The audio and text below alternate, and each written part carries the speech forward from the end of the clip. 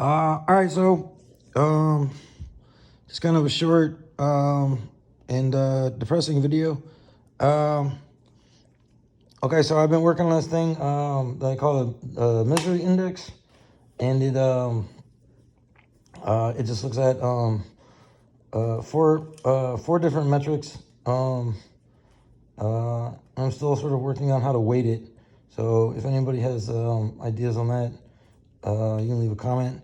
But it looks at attempted suicide rate, and rate of drug addiction in a given population.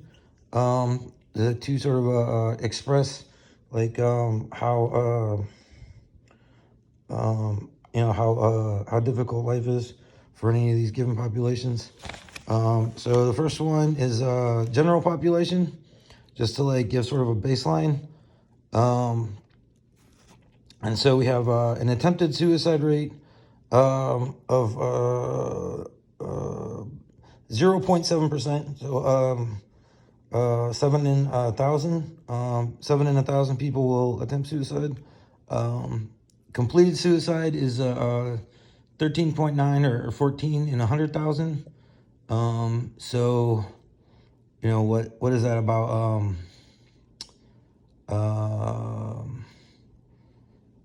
Oh Lord. I don't know. That's I mean, it's a small fraction. It's like it's it's a very small percentage, like 1 in 100 or one somewhere in there. Just like not even to like back of the envelope, but sort of just like trying to do it in my head.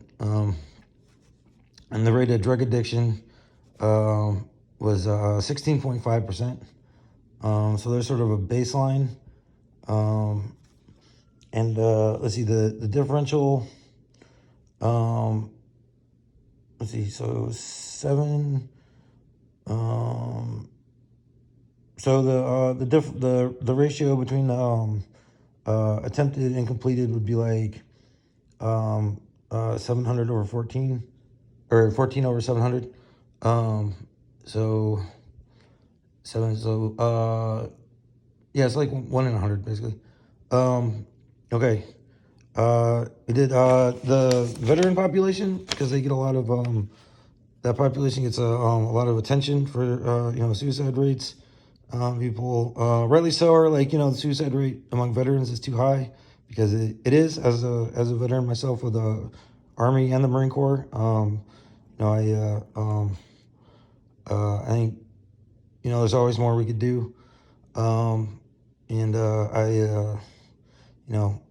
all the vets out there, like, hey guys, PTSD is a bitch, and try and get help. Trust that things will get better.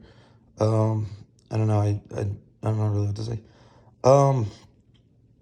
Okay, so the attempted suicide rate in the veteran population is 3%. So that's a little over 3 times higher than the general population. The completed suicide rate is 27.6%. So roughly 30%, or 27.6 in 100,000, or roughly 0.03%. So like so again, it's about the difference is about 1 in 100. So about 1 in 100 attempts will be a successful completion. And the rate of addiction is 17.1. So you're looking at a 0.5% higher than the general population. Then I looked at the schizophrenic population. So schizophrenia is a thought disorder. It's a psychotic disorder. And it you can hear voices. You can have hallucinations where you see things, or the things you see are distorted, or you see things that aren't there. But also, you have thought disturbances. So you'll have thoughts that feel like they're not your own. You'll have you can have things called command delusions, where you feel like you're being controlled by an outside force, and um, you can't decide what your body is doing. Like you know what I mean? Like you go walk in front of a bus, or like go randomly like walk around your neighborhood like into people's houses and stuff or whatever. Um, is thought disorders are terrifying, and you can feel a lot of loss of control. I was in a mental hospital at one point, a VA hospital. Um, and there was a guy, who was sitting at the table, and he just sat there staring at the table for like an hour, and he was like, the nurse came over and was like, "How are you feeling today?" He was like, "I feel less like the computers are taking over my mind today." And I was like, "Man, that's got to be a horrific fucking way to live." Um, uh, so, um, so the rate of attempted suicide with the schizophrenic population, um, which is the SCZ there, um, is between 20 and 40%. I couldn't find a good, really a good source on that. Sorry, guys.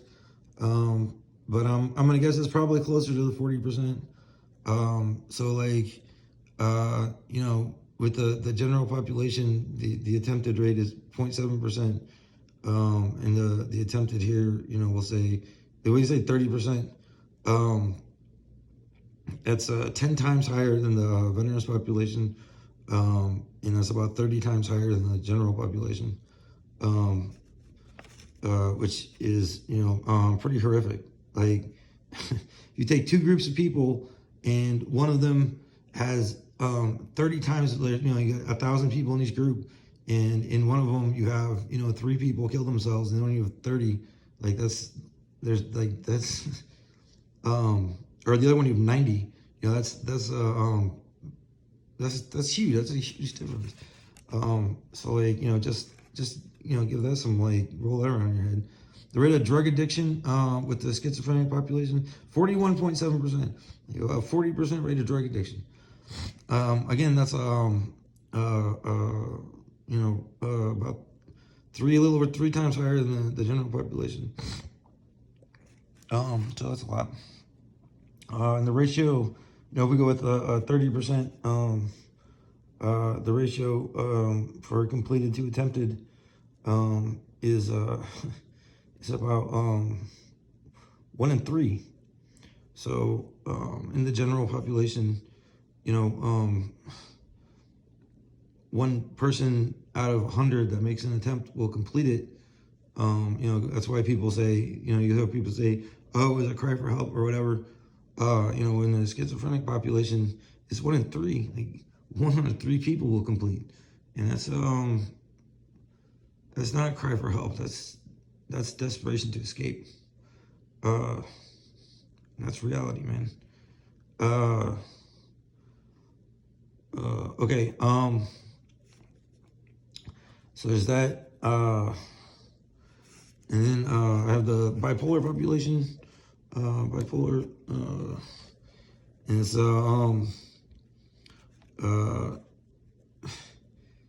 it's got 36.3% rate of attempted suicide, so roughly 40%. Almost. I've seen studies that say half. I couldn't find any when I was doing my little search. Like I didn't put a lot of effort into this. Like I spent maybe an hour or so on just looking up studies and stuff. But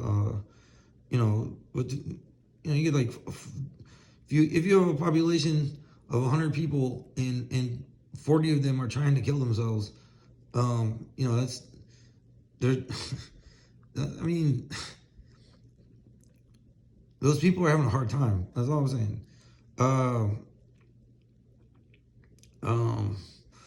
They have a completed rate. The one study I could find said 10 to 20%. I've seen other studies that pretty consistently said 20%, and I had seen one time said 25%.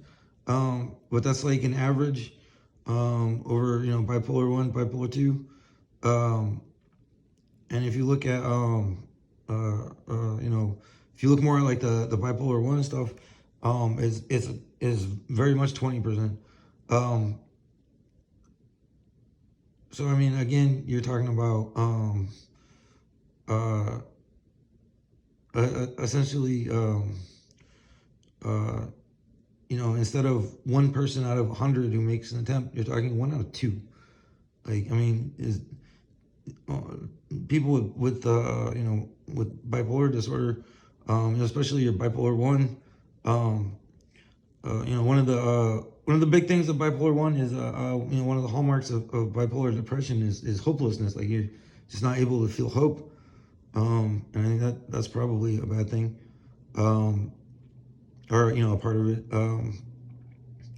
But that number can go, that 20% can go up in the population if you're talking about if you throw on top of it psychotic symptoms, if you throw on top of it a lack of a support network, if you throw on top of it life stressors, homelessness, not being able to get a job, that kind of stuff. I have bipolar one with psychotic features, so I have a psychotic bipolar disorder, and it's I will tell you from personal experience that there's been more than one time in my life where I was in a place where um, I honestly felt that death was preferable to the pure living hell that I was stuck in.